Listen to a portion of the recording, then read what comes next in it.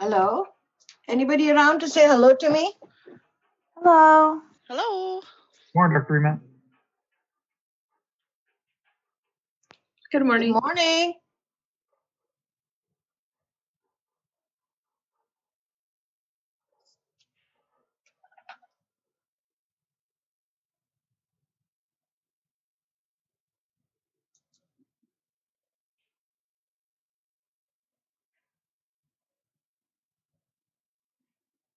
I can't hear you all. What's going on?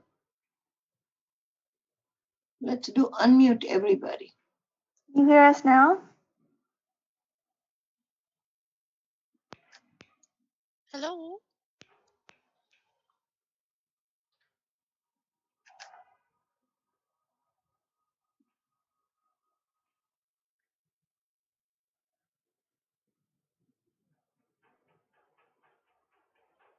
Good morning.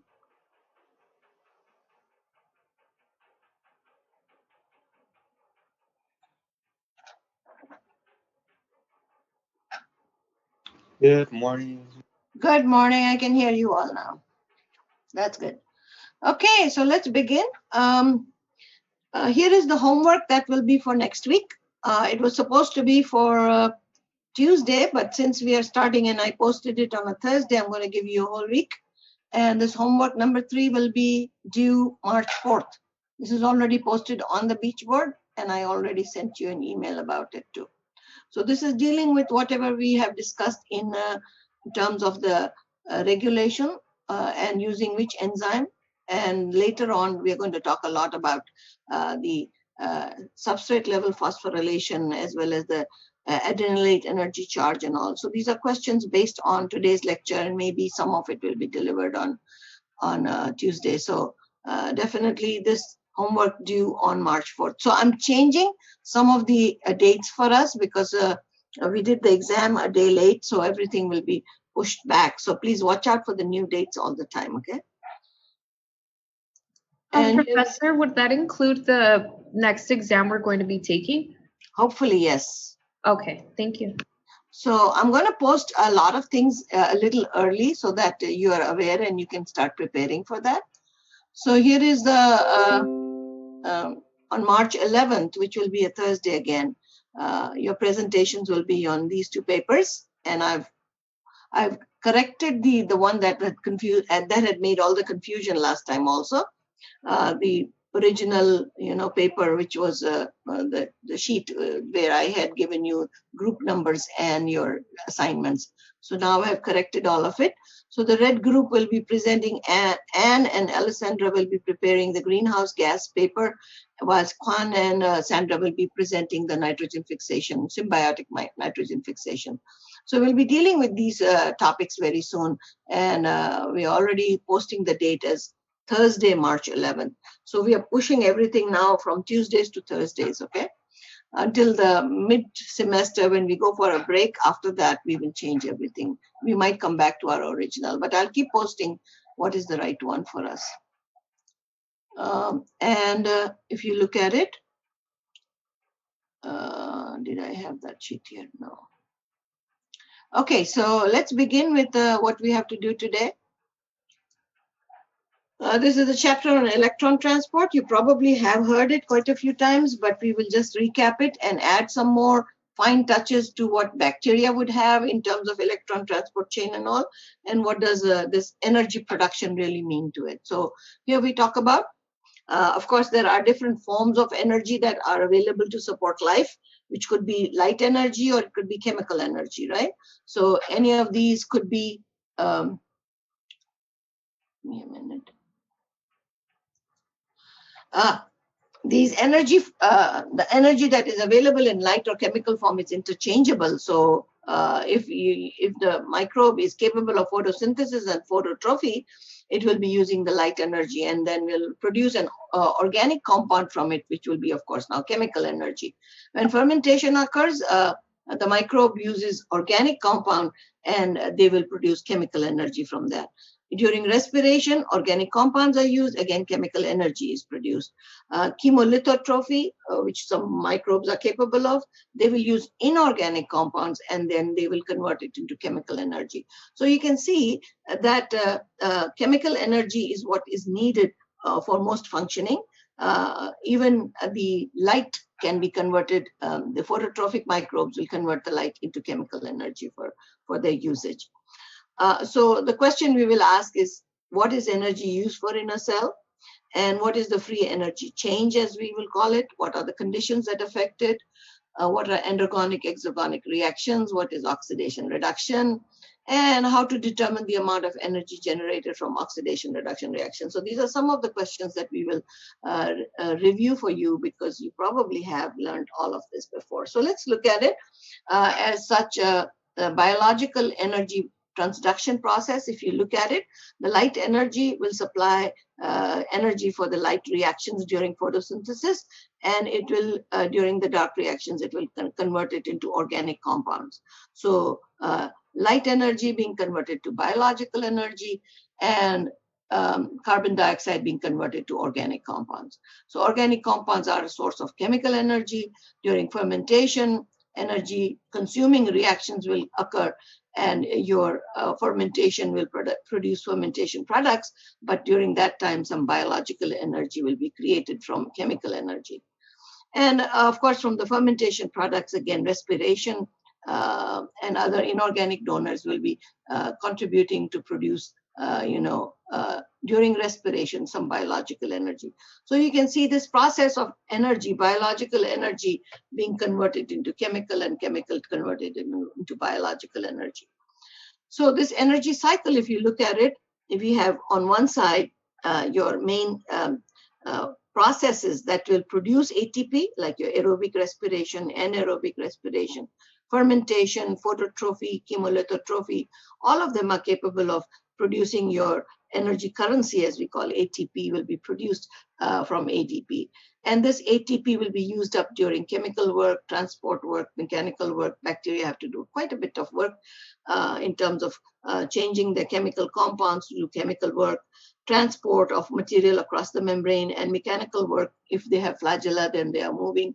And also there are some parts inside the cell that need to be moved around also. So a lot of mechanical work also going on. So just as such, to give you an idea. So chemical work will be synthesis of complex molecules. Transport work will be taking up nutrients as well as elimination of the waste material. And of course, to maintain the ionic balances also would be part of your transport work. Then mechanical work would be cell motility and movement of structures within the cells. This will all be considered to be mechanical work. So if you look at it, all the terminology here is quite simple to you. We have different forms of, so we look at ATP being produced by certain processes and ATP being used for certain processes. And of course, another factor that will come into our discussion will be the proton motive force. And this proton motive force is, of course, based on oxidation reduction reactions that occur in the membrane of the bacteria, and of course in the mitochondria of your eukaryotic cells. And you can see all of them working towards energy transduction, means energy being converted to one form or the other. Now, whenever we talk about energy, we have to think about the laws of thermodynamics. And of course, the first law of thermodynamics tells us that energy can neither be created or can be destroyed. The total energy in the universe remains constant, and therefore energy must be redistributed either within a system or between the systems and its surroundings. So we will be watching for this energy conversion all the time as we are working through this chapter. The second law of thermodynamics also states that entropy, that will be the amount of disorder in a system that occurs, and physical and chemical processes proceed in such a way that the disorder of the universe increases to the maximum possible. So if you're trying to order things around, you know that the universe is always in favor of creating disorder in the universe, because the second law of thermodynamics says that the systems are such that they create more disorder than natural processes create more disorder. So definitely this will also apply to a few of our factors that we'll look at. So we talk about this energy change. So what is the standard free energy change and how is it measured and what are the digits for it? Free energy change is represented as delta G. This is the free energy change. This is the amount of energy that is available to do work. And you don't need to worry about the whole formula, but remember that there is a delta H in it, which is the change in the enthalpy, which is the heat content, temperature, which is the temperature in Kelvin, and delta S, which is the change in entropy. So these three of these factors will be needed to calculate your delta G. But the only idea that I would emphasize here is that this delta G is what we look for if we want to know if the reaction will proceed spontaneously or not. Okay, so delta G number is important to us in terms of knowing whether a reaction occurs spontaneously or it will need to be fed in with some energy. So looking at the chemical equilibrium as we talk about a reaction here, A plus B are the two reactants that are converted to C plus D. These are the products. And you can see that this reaction is considered to be at equilibrium because you can see the forward and the backward reaction are just about the same. The rate of forward reaction is the same as the rate of reverse reaction. Therefore, this reaction of chemical reaction is in an equilibrium, and we represent it with the equilibrium constant, which is the KEQ. This expresses the equilibrium concentration of the product and the reactants to one another. So for us to remember, what we have to think about is the delta G0, which will be done at standard conditions of, in a biological system. We have to think about pressure, temperature, and pH. So instead of just delta G, we will be calling it delta G0 prime because this is the standard free energy change at pH 7. And it is directly related to your KEQ, right? So here, the thing you have to remember is when delta G0 prime is a negative number, reactions proceed spontaneously, and these are considered to be exergonic reactions. Whilst when the delta G0 prime is a positive number, this is an endergonic reaction, and reactions do not proceed spontaneously. Some energy will have to be fed into these reactions to be able to occur. So looking at one of the reactions here, A plus B and C plus D, you can see the forward reaction rate is faster than the reverse reaction rate, and the KEQ is less than 1. So delta G0 is a negative number. This is an exergonic reaction. Whilst in this one, when you see that the reverse reaction rate is faster than the forward one, your KEQ will be, the equilibrium constant will be greater than 1, and your delta G0 prime is a positive number. This is an endergonic reaction. So what fuels all these reactions when you have to move it forward? We always supply energy through coupling the reaction that is not capable of occurring by itself with the breakdown of ATP. And so if you look at it, ATP, when it is broken down, its delta G0 prime is, of course, a negative number, which is a very high capability of giving energy or running another reaction also. So if you look at this reaction where A plus B and C plus D, and you can the products are C plus D, the forward reaction is not capable of occurring spontaneously. But if you couple it with the breakdown of ATP, your forward reaction rate goes faster, and of course you get your products quickly that way.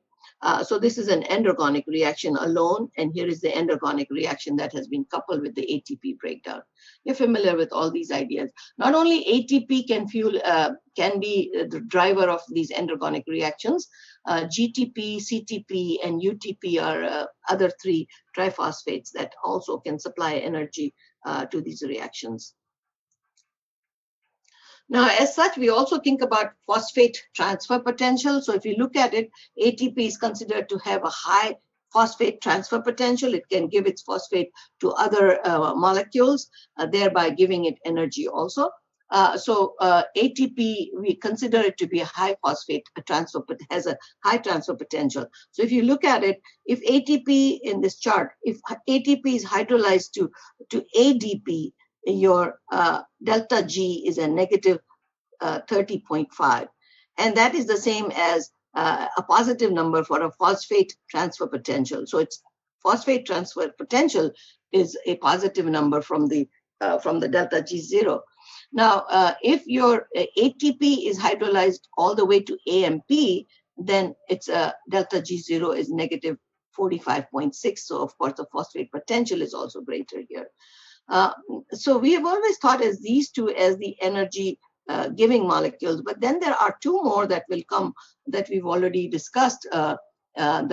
The bisphosphate glycerate, bisphosphoglycerate, and the phosphoenol pyruvate, they have a higher negative delta G0, and definitely they could be used in driving reactions also. So remember, these two compounds coming from your glycolysis definitely have a higher phosphate transfer potential. But then there are some phosphorylated compounds that have a low phosphate potential, and you can see glucose 6-phosphate or glycerol 6-phosphate, 1-phosphate have very low phosphate transfer potential, so they won't be driving any reactions, but these are the ones that will be driving reactions by donating their phosphate to others. So if you're looking at, we've already done the glycolysis and the Krebs cycle, so how much ATP is produced during the prokaryotic aerobic respiration from one glucose molecule. So if you look at it through glycolysis, there were two steps in which in one of them, oxidation of glucose to pyruvic acid is the idea where we produce 2 ATPs at the substrate level phosphorylation. And then we produce 2 NAD carrying the electrons and taking it to the electron transport chain. So when those two, they get converted to NAD carrying the electrons, will be converted to 6 ATPs, because one NADH going into the electron transport will give you 3 ATPs. So we'll look at that just now very soon, but remember, so 2 NADH during the glycolytic cycle will produce 6 ATPs. Then within that preparatory step, remember, where the pyruvic acid is converted to acetyl-CoA, we call it the preparatory step, in which again you produce 2 NADs.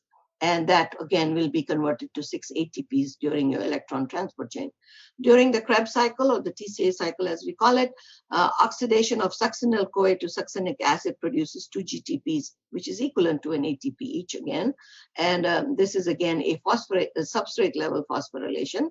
Then the production of 6 NADs also occurs during the Krebs cycle. If you look at it, that will 6 times 3 will be 18 ATPs, and then 2 of the FAD carrier will be produced. Each FAD carrier produces 2 ATPs, so a total of 4. So if you add it all up from one glucose molecule, you are getting 38 ATPs. This is all, I would say, expected to, but it's not always true. I will talk about when it does not yield that kind of energy and what happens in the cell. But the potential to produce 38 ATPs is there from one glucose molecule. So you realize that the 4 ATPs are the only direct ones that are occurring, that are being produced when this oxidation occurs. If you look at this chart again, 2 ATPs here and 2 ATPs here, total of 4 ATPs and then 4 over here, total of 8 is produced, but all of the others are going through what we call other oxidative phosphorylation, right? So here, the substrate level phosphorylation produces very little energy, but eventually ATP will be synthesized because of the electron transport chain. So we talk a little bit about oxidation reduction reactions. These are also considered to be redox reactions. So these involve either a transfer of electron donor from the donor to an acceptor. So electrons are transferred from one molecule to another, and the compound can be either in the oxidized state or in the reduced state. So transfer of electrons from a donor to an acceptor can release in energy. Can result in energy release, and this can be conserved and be able to form the ATPs there, or it can also, more electrons a molecule has, we have to remember it is a more energy rich compound. So for example, when I say C6H12O6, you know that is glucose, right? C6H12O6, and this is a energy compound. So where is the energy in the C6H12O6? What would you answer to that?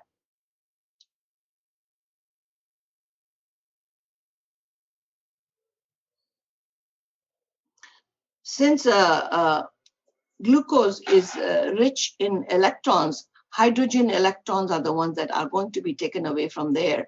So there are 12 electrons from glucose molecule that will be used during electron transport, and those 12 electrons will eventually result in a lot of energy there. So we're just trying to say that direct energy production to ATP is very little, but electron transport or transfer from glucose to a lower level will be where the electrons will be carried away by the electron carriers, and eventually your glucose has the potential to produce that much energy. Now, the standard redox potential, as we call it, the E0 instead of the G0. Now we are talking about the E0 because this is the oxidation reduction potential of any compound, or a pair of compound, as we call it. As such, the reduction potential is the measure of the tendency of the chemical species to acquire electron and thereby be reduced. So the reduction potential is measured in volts or millivolts. In some books you will see it as millivolts, but some you will see the volts. And the measure of the tendency of the reducing agent to lose electron, the more negative the E0 number is, it is a better electron donor. If more positive E0 is for that compound, then it is a better electron acceptor. And we'll look at the electron tower just now to tell you how this works. So this is considered to be the electron tower. The ones up on the top are better electron donors. As you go down, these are better electron acceptors. And you can see that E0 in volts is being given. Negative numbers, the greater the negative number, the better donor it is. The greater the positive numbers of the E0 prime, the better the acceptor it is. So if you look at the combination of some compounds that act as donors and in the oxidized and the reduced form, you can see that NAD bringing the electrons into the electron transport chain, this is a better electron donor than FAD, so it can give it to FAD, but it can convert all the way down and the electrons may be given to oxygen, which will be the final electron acceptor in aerobic respiration, and you will be generating, coming down the electron tower that far, you will be generating the electrons that will be then converted, used to the conversion of energy or ATPs, okay?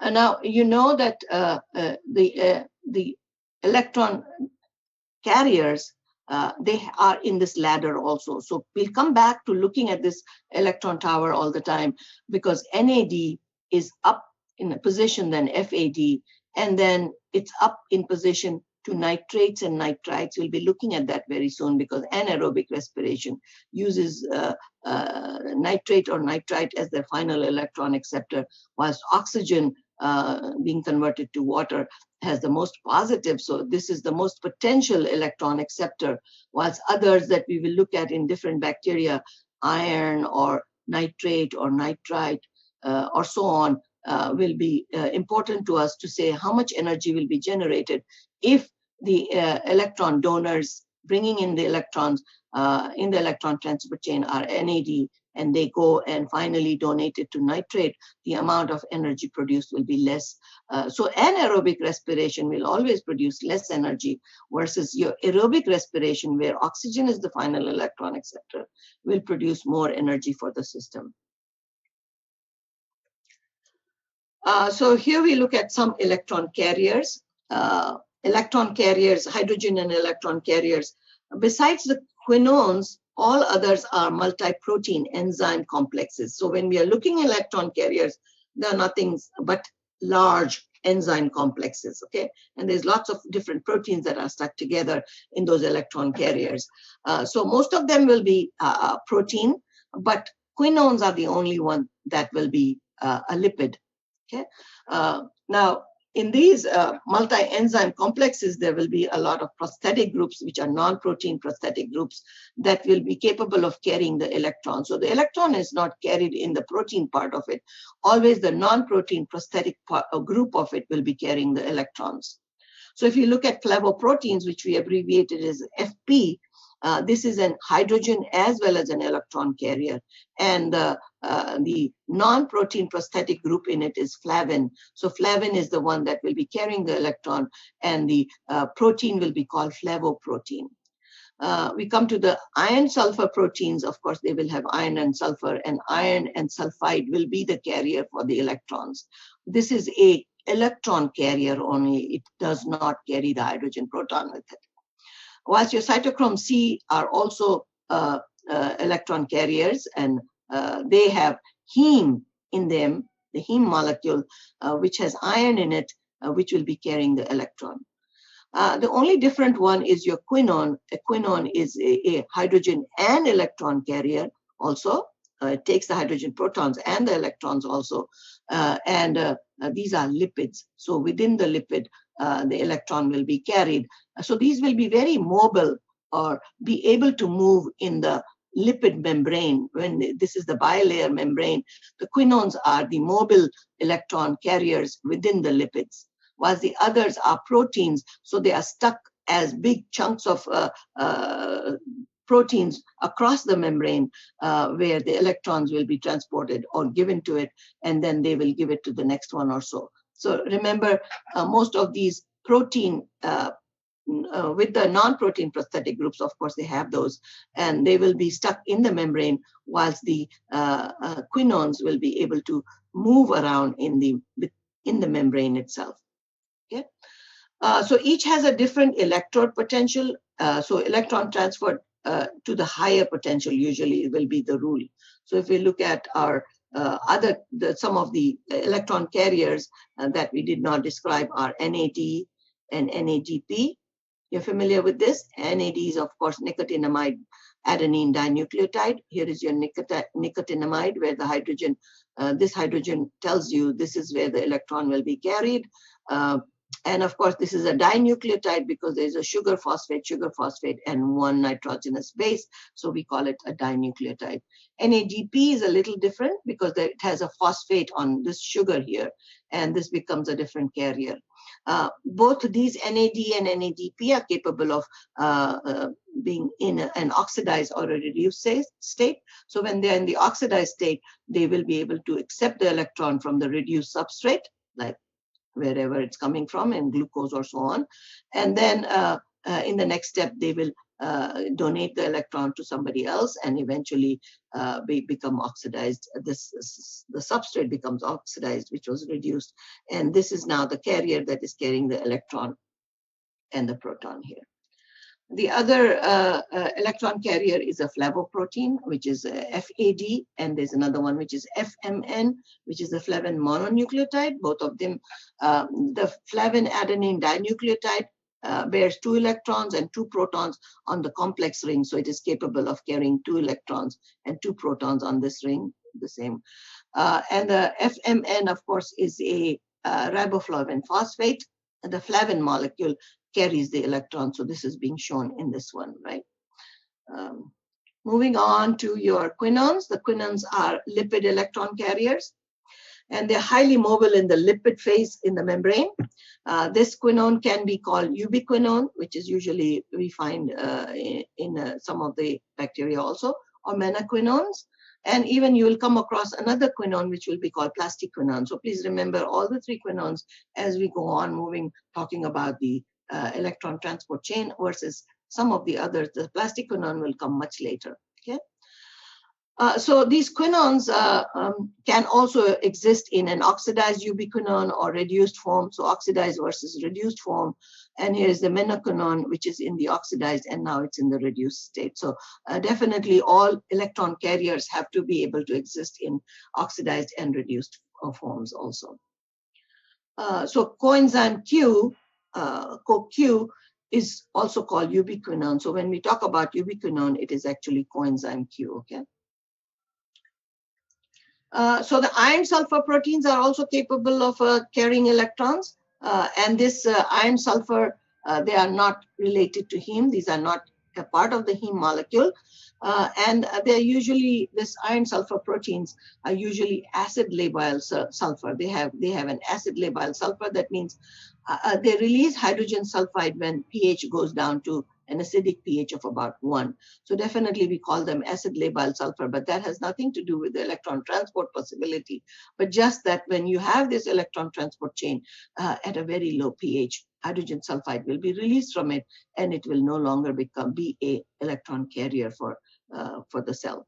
The ratio of iron and sulfur in these iron-sulfur protein is usually 1:1. If you look at it, there are 2 sulfurs and there are 2 iron molecules, atoms, which will be also has a cysteine. Cysteine also has sulfur in it, but this cysteine sulfur is not acid labile and binds the iron to the protein. So the cysteine in the protein part of it binds this center molecule where the electron will be carried on the iron sulfurs.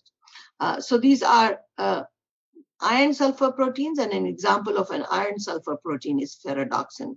So please remember the word ferredoxin. We'll be using this word quite often as we go. Showing you the next one, cytochromes. The cytochromes are, of course, they have the heme group in it. Their prosthetic group is heme. And you can see the 4 planar pyrrole rings, the tetrapyrrole rings, which are connected in the center with an Fe molecule there, okay? This can only carry electrons. So carrier for only electrons. Cytochromes cannot carry the proton with it. There are 5 classes of heme, which we say A, B, C, D, and O. Actually, the D and the O form of hemes are only found in prokaryotic cytochrome oxidases. A, B, C are found in your A, B, C are found in both eukaryotic and prokaryotic, but D and O cytochromes you will only find in prokaryotic systems. Okay. So bacteria cytochrome BD combination, BO combination, you will see the D and O only coming in bacterial cytochromes. So these hemes have been distinguished spectrophotometrically, and if you look at the different hemes, we call them such as your heme A and then B and then C and the D and the O. They have different side chains, and these side chains will be read differently in your spectrophotometer. Therefore, hemes have been distinguished in their A, B, C, D, and O based on their side chains. So here is your oxidation reduction potentials of some, which is we call the E0 prime, because we are now interested in transport of electrons from one to the other. And you can see the E0 prime of a lot of them shown in millivolts here. The cytochrome A, cytochrome C, ubiquinone, cytochrome B, and lots of others. And you can see the numbers are positive or negative. So what was the rule that we had set? Which one will be a better electron donor?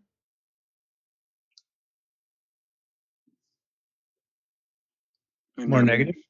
More negative, the better electron donor, right? And the more positive, the electron will be the electron acceptor. So we have to go from this paradoxin and going backwards. So this is a better electron donor. NADP can give it to FAD, FAD can give it to cytochrome C, and so on. You can see your the last cytochromes A and C are the ones that have a very positive number. That means they are down the chain. When the electrons are being transported, they will be almost at the end of the chain there. Does that make sense now?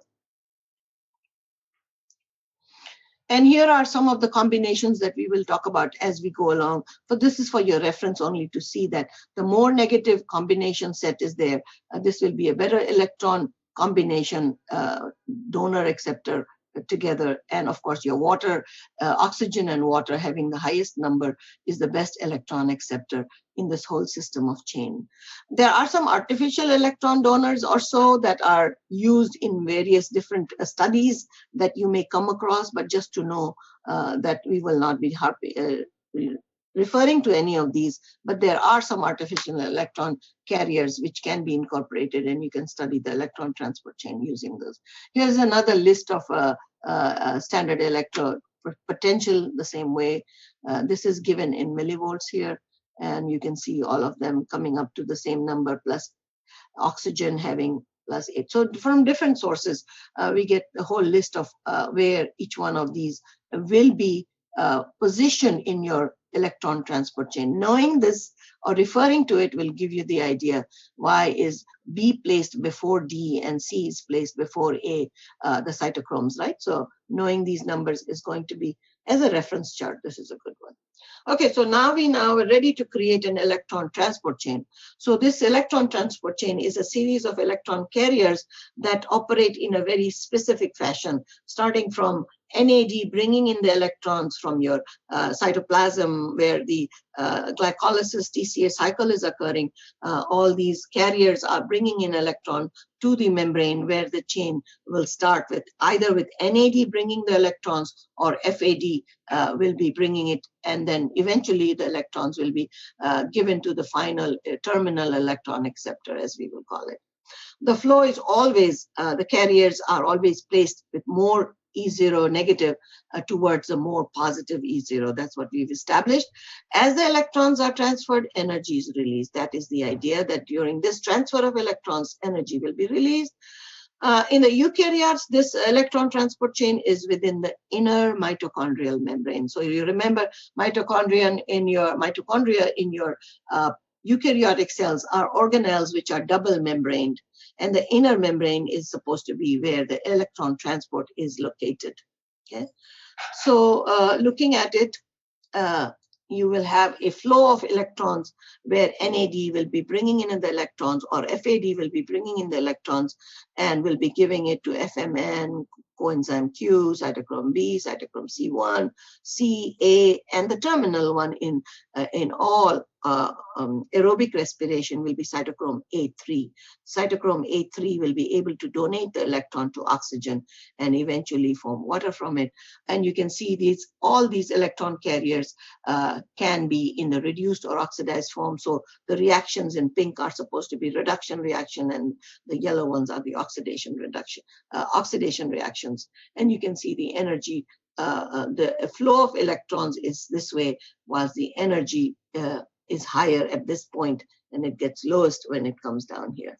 So looking at the electron transport chain, as I said, these are large complexes of proteins that are stuck in the membrane. So we are looking at the mitochondrial, because we had studied this first, we always refer to it to see how different the bacterial one is. So in your eukaryotic mitochondrial electron transport chain, you can see clusters of proteins that are stuck in there, and we will have numbers for them in a little bit. But you can see the Q, this is the quinones, ubiquinone or so, are in the membrane, and they are mobile ones. Others are large groups of proteins there. Okay, the same kind of a formation is there in the plasma membrane of bacteria, and they are also arranged in the same. Most negative E0 will be in the beginning of the chain, and the least negative E0 will be at the end of the chain. The orientation is always based on the energy level or the electron, as we call the E0 numbers. Okay, so this is in the bacteria. It is always in the cytoplasmic membrane. Even though bacteria, gram-negative bacteria, have an outer membrane which looks similar, but electron transport is always in the inner membrane of your bacteria, which is the cytoplasmic membrane. So we are looking at the mitochondrial electron transport chain. There are 4 complexes that are arranged in such a way. You can see this complex 1, where we have FMN and iron sulfur. FES will always be iron sulfur proteins, right? FMN, you're all familiar with these words now that I've already introduced. So your NAD will bring the electrons and will be donating it to FMN, and then it will go to iron sulfur. So this is a huge complex containing a couple of more than 2 of these proteins, the flavoproteins and the iron sulfur protein. So this is a complex number 1, as we will call it. Then there is a smaller complex, number 2, which is more towards the matrix rather than the inner membrane space in the mitochondrion. And this has the cytochrome and the iron sulfur complex, to which FAD will always start donation of their electrons at this point, while the NAD starts the electron transport to this first complex. So remember, NAD goes to the first complex, FAD brings the electrons to the second complex. Both of these are now capable of donating the electrons to the coenzyme Q. You can see the Q running in between the membrane. And this will now bring the electrons to the third complex, which is again an iron-sulfur complex with the cytochrome B and cytochrome C, some of the cytochromes. So this is a huge complex again, and you are bringing the electrons into the third complex. Again, cytochrome C will be the one which is on the outside. It is not a truly mobile one, but it is capable of taking the electron from the complex 3 to complex 4, which is composed of cytochrome A and cytochrome A3. So finally, cytochrome A3 will be able to donate it to oxygen, which will be the final electron acceptor, and you will be making water out of oxygen and the electrons and the hydrogen protons that are coming through. So where is the energy coming from when the electrons are being transported? Where is the energy going to be produced? So remember, we had some of these electron carriers which can only carry electrons, not the protons. Remember, when hydrogen is split up, there is an electron and a proton. So the protons have to be pumped out. If the electron carrier does not carry the proton and only the electron, the protons get pumped out. So each of these complexes, number 1 and number 3, 4 hydrogen protons will be pumped out because of the inability of the carrier to carry the proton with it. So protons are being pumped out, 4 over here, 4 over here, and 2 over here. So all these protons, which are now creating an potential on the outside surface of the membrane, will eventually lead to all these protons being channeled through a huge enzyme complex we call ATP synthase. So ATP synthase is a large enzyme complex which allows the protons to flow back into the matrix again. And whilst the protons are being pumped back in, this churning of the turbine, as I call it, will allow the energy to be used to convert an ADP and an inorganic phosphate will create an ATP. So this enzyme complex is called ATP synthase, and this enzyme complex is necessary for the production of ATP. So the electron transport chain needs the ATP synthase to be able to convert it into ATP. Okay. So here, as I was saying, that FMN and coenzyme Q can carry both electrons and protons. So FMN, wherever you see FMN and CoQ, they can carry electrons and protons, whilst the iron-sulfur proteins and the cytochromes can only transport electrons. And that is why whenever you see FES proteins and cytochromes, your protons are being pumped out. Do you understand? I'm sure you've seen this or learned this before. I just wanted to clear some of the ideas if you hadn't studied it for a while. Is this helpful or not? Yes. Yes, it is. It's helpful. Thank you, Dr. Ramat. Okay, good. Thank you. So looking at it, the arrangement of these 4 complexes in a very simple diagram here from another book, we have taken it. So here is your first complex, here is your second complex, here is your third complex, and here's your fourth complex. We call them complex 1, 2, 3, and 4. You see those numbers. And they are arranged in terms of your E0, in terms of voltages, negative to positive.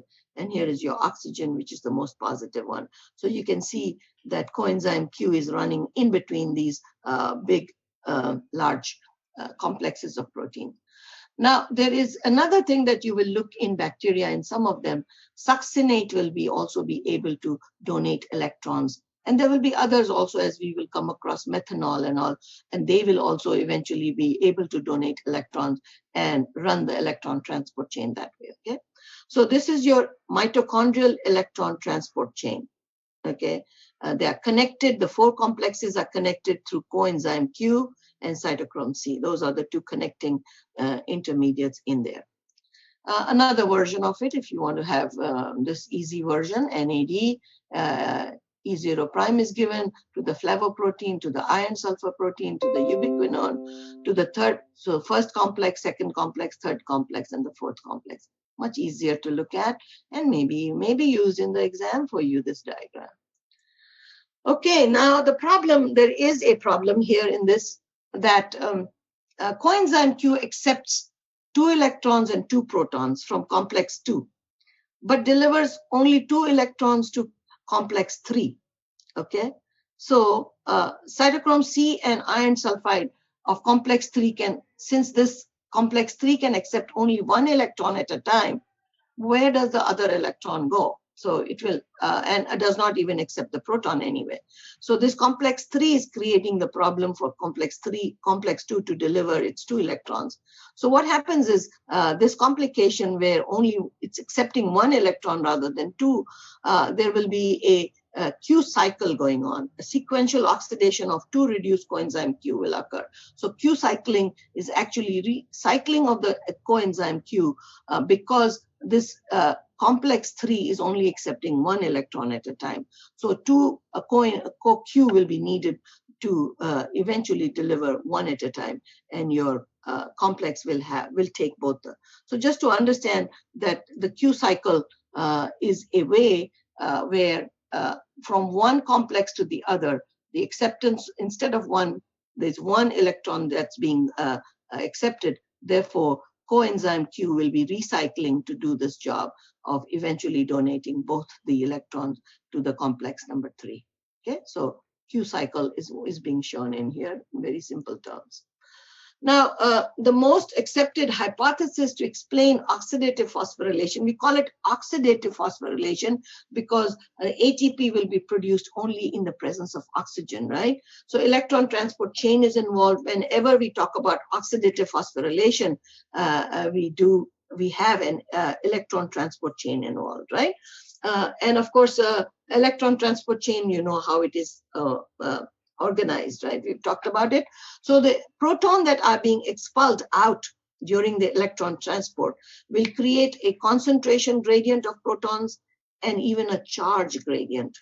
So when these protons are being pumped out, we look at it as higher amount of protons or positive charge on the outside. So not only the protons, but the charge gradient is changing here. And the combined chemical and electrical potential difference makes up what we call the proton motive force. So this proton motive force is a combination of chemical and electrical potential differences. So if we look at this figure again one more time, you can see hydrogen protons being pumped out at 3 different points in this electron transport chain, and they are being channeled back in to relieve of this charge and ATP being synthesized, right? So this electron transport and chemiosmotic generation, as we call it, of ATPs occurring using this figure. And this is a much simpler one. And how do you calculate how much ATP will be made? This is a ratio of protons that are extruded out and the protons that are translocated through the ATPase. So the in and the out and the in ratio determines how much ATP will be produced, right? So if we look at it, we know that if NAD is the electron donor, enough energy will be produced, enough proton changes will occur that will produce ATP. Actually, it's 2.5 will be needed for 1 ATP when it starts from NAD. But let's look at this figure again. Looking at the proton motive force, which is, of course, a proton motive force is always called delta P. Okay, so the delta P is a biological form of energy that allows ATP synthesis to occur. And even this proton motive force can be used for transport as well as for motility. We talked about it, right? But this is the delta P. So the delta P consists of an inside alkaline and the outside acidic proton gradient is created. Remember this, we've talked about it, that the protons are being pumped out. So there is a positive proton energy on the outside and a negative energy on the inside. So electron transport phosphorylation during respiration and photosynthesis builds the lower part of the picture that you're looking at. It will build a positive and a negative energy on the membrane. Whilst in your fermentative cells, what will happen is the membrane-bound ATPase hydrolyzes the ATP. This is the reverse. So here you are creating energy, ATP. Here is the reverse. In fermentative bacteria, the actually the ATP will be hydrolyzed to pump the hydrogen out and create the proton motive force. So the difference between a regular bacterium versus a fermentative bacterium will be your electron transport chain goes this way, where it produces the ATP, whilst in the fermentative bacteria, ATP will be used up to produce the hydrogen proton, the change in the electrode potential across the membrane. Okay, so those two understood. We go on to what this ATP synthase is all about. The ATP synthase, of course, is the large enzyme complex. We also call it ATPase or ATP synthase. This is an enzyme that uses the proton motive force to down the gradient to catalyze ATP synthesis. Okay, and this is composed of two large units. We call them F1 or F0. F1 is a cytoplasmic component, whilst the F0 is the membrane component. F1 has 5 subunits also into it: alpha, beta, gamma, delta, and epsilon. Those are the 5 components of the F1, which are supposed to be in the cytoplasmic area, whilst the membrane component, which is the F0, has 3 subcomponents, A, B, and C. These are regular, not these alpha, beta, but A, B, C. So this is the components of F0. In many bacteria, a similar ATPase synthesizes ATP by consuming the sodium motive force. So when we've talked about ATP always using the hydrogen motive force, the proton motive force, there are some bacteria, or in many bacteria, the sodium can drive the production of ATP also. Okay, so the sodium ion can be the sodium motive force in there. Now, we've heard this word oligomycin before in one of your presentation, remember? So oligomycin inhibits this enzyme, ATP synthase, by blocking the hydrogen movement, the proton movement through the pore. So once it blocks this, ATP synthesis will stop. So oligomycin inhibits movement of protons through the ATPase, is where we look at its action. Now here's the complete structure of the ATP synthase, as we call it. This F0, of course, is considered to be in the membrane, whilst the F1 component of this ATP is on the cytoplasmic, on the matrix side in the eukaryotic cells. Okay, so if you look at it, the components are shown to you. A, B, and C are components for the F0, and alpha, beta, gamma, delta, epsilon are all part of this. So we consider the F0 as a rotor and your F1 as a stator. These are the two, I would say, the engine that will drive this to rotate, and eventually the production of ATP will occur. So we talk a few of the inhibitors of ATP synthesis and see how we can study these, how this was studied, the electron transport chain, by using these different inhibitors. So there could be a blocker. We can call them blockers, which inhibit the flow of electrons through the electron transport chain. They actually inhibit ATP synthesis. Not only they inhibit ATP synthesis, but they also, oxygen consumption is stopped in that case. So we are called blockers. There are uncouplers that allow electron flow. That means they will allow the electron to flow, but it will disconnect it from the oxidative phosphorylation by dissipating the proton motive force. So therefore, uncouplers are used in a different way. What are some of the uncouplers that can be used during the study? These could be weak acids or bases. They allow the movement of the ions to flow through, including the protons, across the membrane without activating the enzyme, the ATP synthase. So they actually destroy the pH and the ion gradient. And they're also referred to sometimes as ionophores. These are chemicals that increase the permeability of the ions. And one of the ionophores that you may have used during your study could be the dinitrophenol. But then some of these inhibitors may bind to the ATP synthase and inhibits its activity directly. So some of them are indirect activity stoppage for the ATP synthase, while there may be some that will directly inhibit your. So let's look at some of them again. Oh, well, we're going back to the quinones only. Okay, so let's look at the inhibitors. We've mentioned the uncouplers, the blockers, the weak acids, the ionophores. Yes, that's good. So let's look at these quinones and how are we naming these quinones, just to give you an introduction to the quinones also. CoQ can be called ubiquinone in the mitochondria. It's called menaquinone in the bacteria. So coenzyme Q, when it's referred to, can have both the names. Both forms are found in gram-negative facultative anaerobes. So definitely gram-negatives are more closer into the mitochondrial ubiquinone, as we call it. They have both the forms, gram-negatives. Quinones can carry both electrons and protons. We've talked about it. Quinones are lipid electron carriers. They're highly hydrophobic. That's why they could be in the membrane. And they're mobile in the semi-solid lipid phase. Actually, these quinones are labeled as Q6, Q8, or Q10 based on the number of the isoprenoid unit side chains that they have. So the 6, 8, or 10 represents how many numbers of these isoprenoid units are linked to the main quinone molecule. The cytochromes are hemoproteins. They have the heme in them. They only carry electrons. And according to, we can also have a number after the cytochrome. You will see cytochrome B562. So what does 562 mean to us? That these are classified based on their heme group, based on their absorption of light.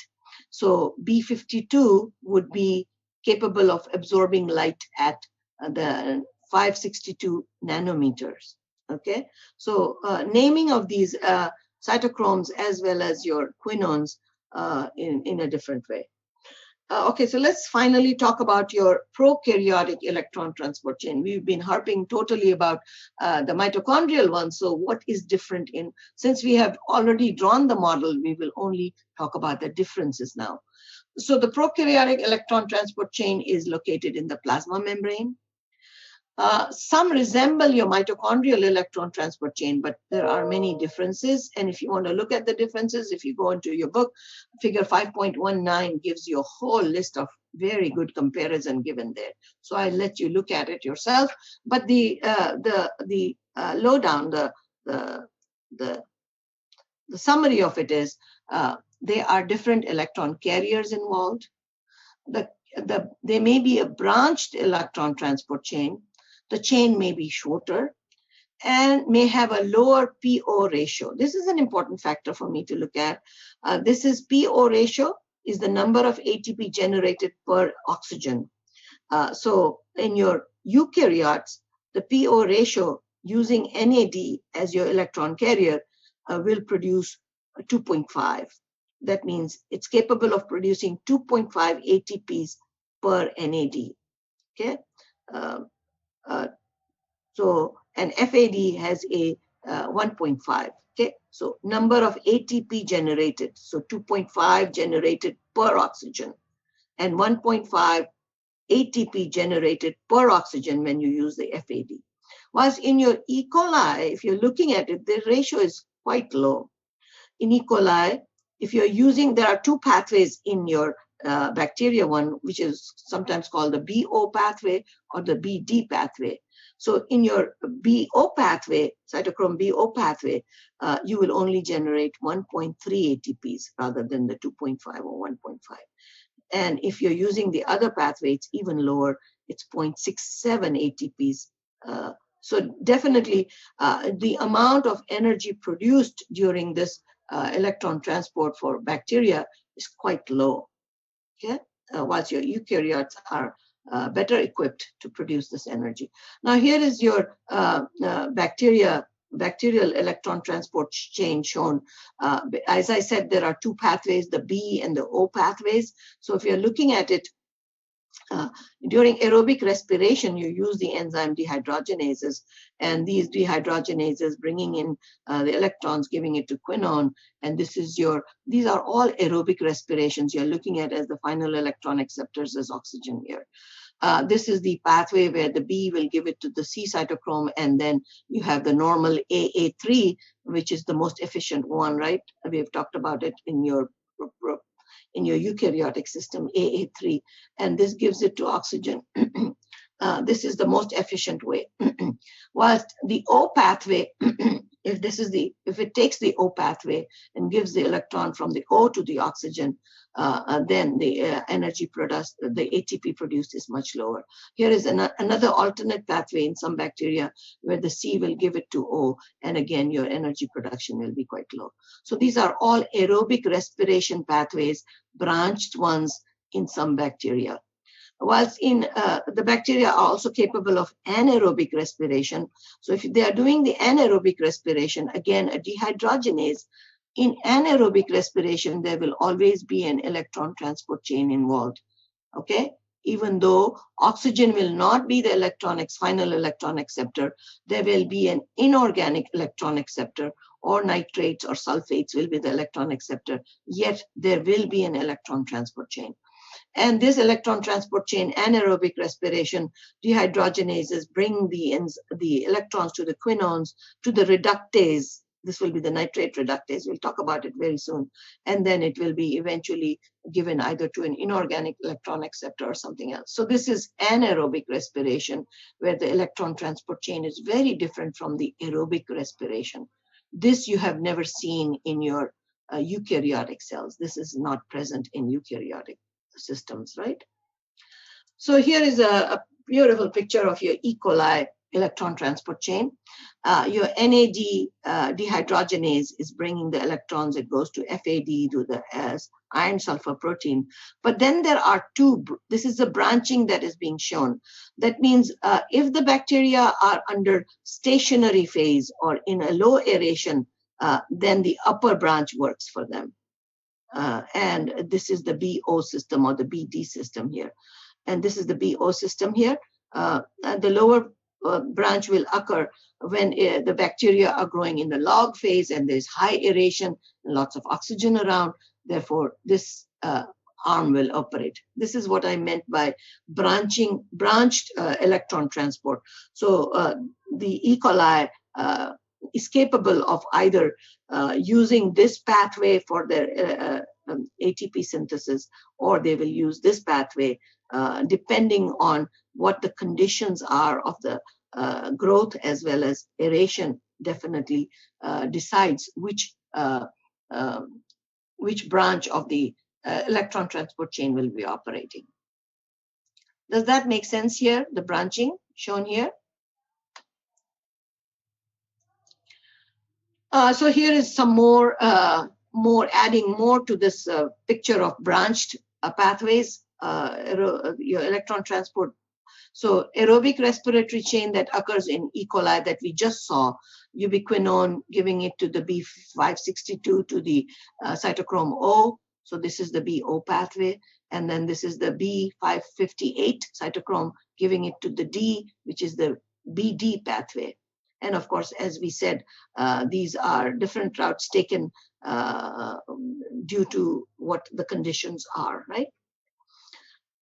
So cytochrome BD complex has a higher affinity for oxygen and is synthesized under low oxygen tension. So definitely this control comes from whether the BD complex is created or not.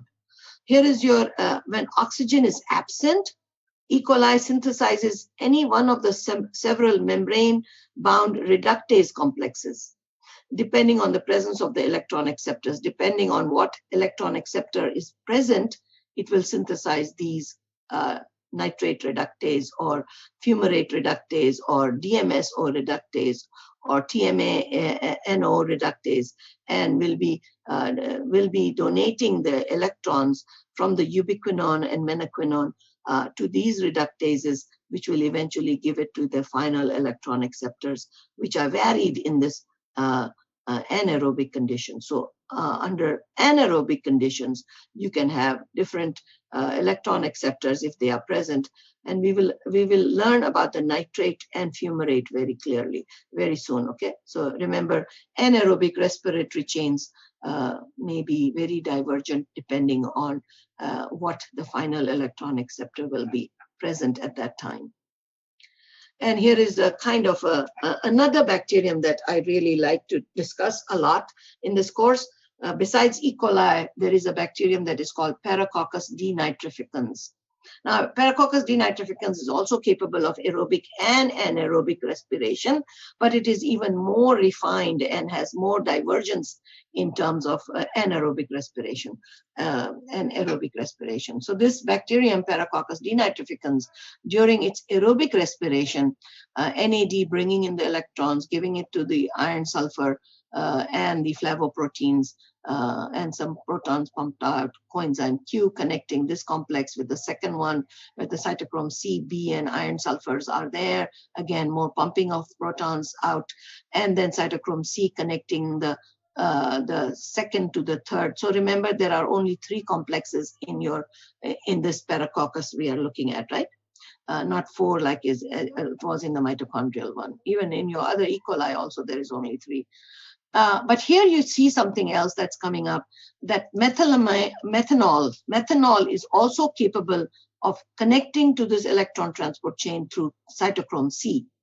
And it uses some other cytochrome and eventually putting in. So methanol can be a source of energy for your Paracoccus denitrificans, is what I'm saying, that you're feeding only methanol to it and they can grow on it and they will be able to produce their ATPs using the cytochrome C, connecting it to the third complex here. Okay, very unique in that way. Now looking at the Paracoccus denitrificans under anaerobic respiration, it has 4 complexes. Iron sulfur, flavoproteins, cytochrome B, coenzyme Q connecting. But here is a new enzyme here, which is called NAR. Okay? And these are reductases that will be capable of using nitrate. Nitrate can also donate their electrons here and be converted to nitrite. NAR is the enzyme that is stuck in the complex B. And then, of course, coenzyme Q can take it to the complex C, and then C will, cytochrome C, B, and iron protein, cytochrome C in here.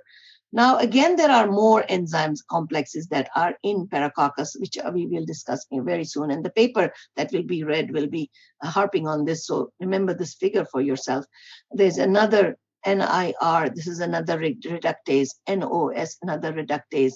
And here, actually, nitrites can be reduced to nitrous oxide, and the nitrous oxide can eventually be converted to nitrogen gas also by this enzyme. So many more complexes in your anaerobic respiration electron transport chain for Paracoccus denitrificans. Okay, so nitrate is reduced to diatomic nitrogen by a collective action of 4 different reductases that receive electrons from either from coenzyme Q or from cytochrome C. So definitely one of them is from coenzyme Q coming here, and 3 of them are from cytochrome C that will be used eventually to do the anaerobic respiration using either nitrate, nitrite, nitrous oxide, and converting it to dinitrogen gas.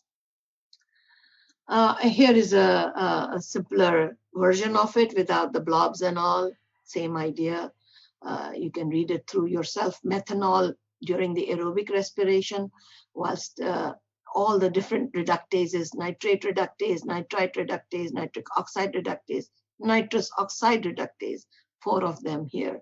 And this is being shown through the membrane as to methanol, which is being shown here through the membrane, how it operates. So just pictures of it so for you to understand.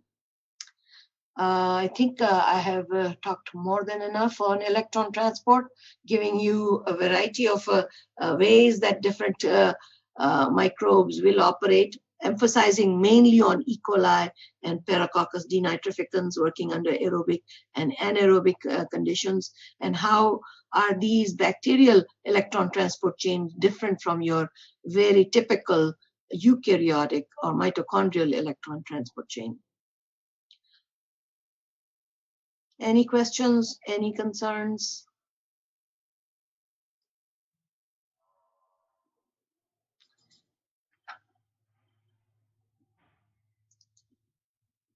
If there are no more concerns, we can go ahead and dismiss class. And for Tuesday, I will continue my lecture. On Thursday, the homework will be due, which I've already posted. And then the Thursday after will be your first your presentations also. And I'm posting everything current, changing wherever I had made my mistake before. So please pay attention. And if you don't know anything and can't understand, please email me or ask for a Zoom office hour. If not, have a good afternoon. Thank you, Dr. Armand. You're Thank you. welcome. Have a good night. You too. Thank you. Bye, Dr. Armand. See you Tuesday. Bye. Thank you, Dr. Thank you, Armand. Dr. Amant. You're welcome. We'll see you on Tuesday.